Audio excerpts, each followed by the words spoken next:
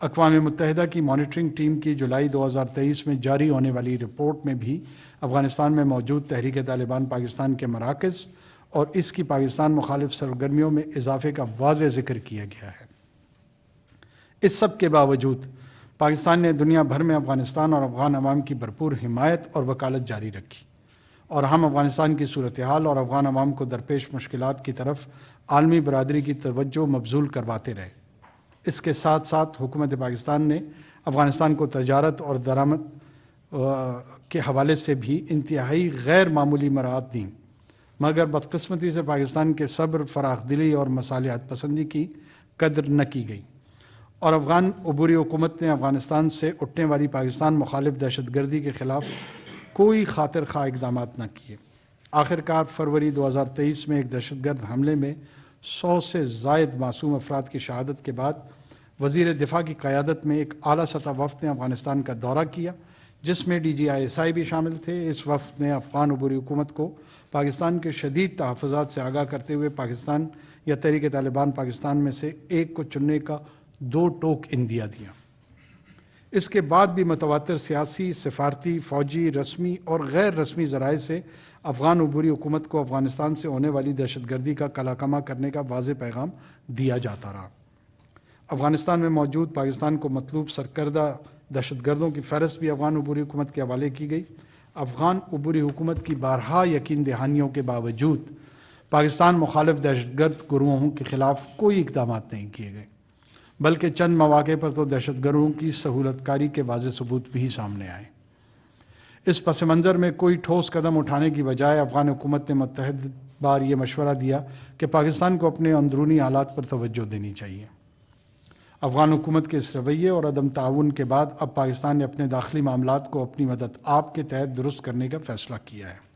اس حوالے سے پاکستان کے حالیہ اقدامات نہ تو غیر متوقع اور نہ ہی حیران کن ہیں۔ پاکستان میں بدامنی پھیلانے میں ایک بڑا کردار غیر قانونی تاریک وطن کا ہے۔ اس لیے ریاست پاکستان نے ان افراد کو 1 نومبر سے واپس اپنے ممالک میں بھیجنے کا فیصلہ کیا۔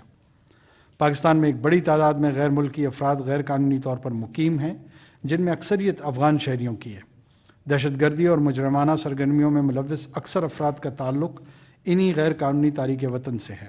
اس کے باوجود حکومت پاکستان نے اب تک ان غیر قانونی طور پر مقیم غیر ملکیوں کی رضاکارانہ وطن واپسی کو ترجیح دی، اور رضامندی سے واپس جانے والے افراد اور خاندانوں کو عزت و وقار کے ساتھ واپس جانے کے تمام تر مواقع فراہم کیے۔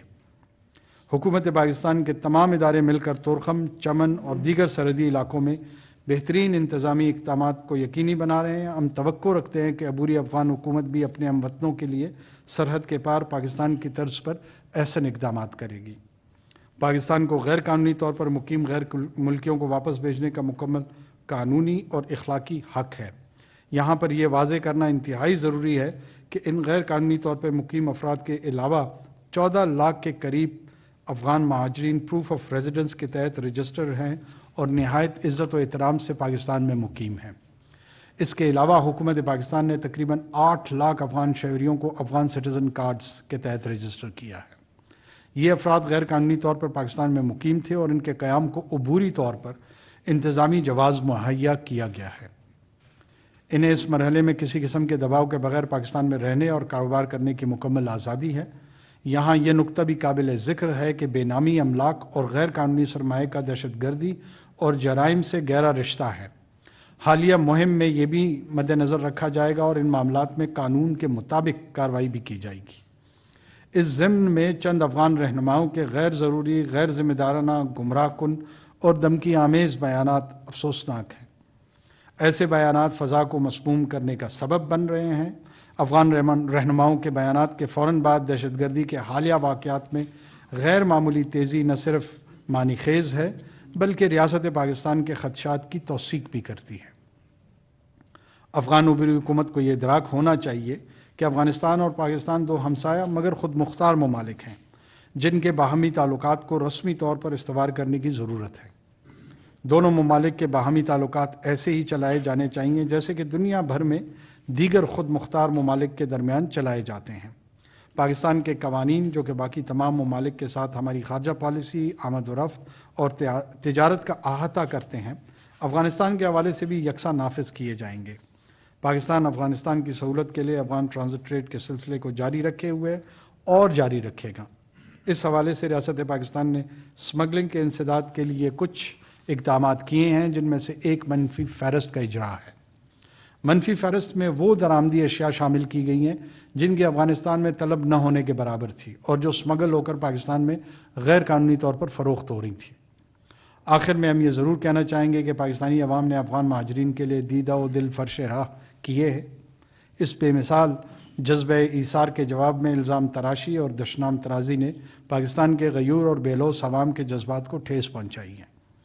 حکومت پاکستان نے افغان عبوری حکومت کے مسلسل اصرار پر حتی المقدور کوشش کی کہ ان معاملات کو میڈیا پر لائے بغیر باہمی افہام و تفہیم سے حل کر لیا جائے، مگر افغان عبوری حکومت کے اعلیٰ حکام کے بے جا اور غیر ضروری بیانات کے بعد یہ ضروری سمجھا گیا کہ حکومت پاکستان اپنا موقف واضح کرے۔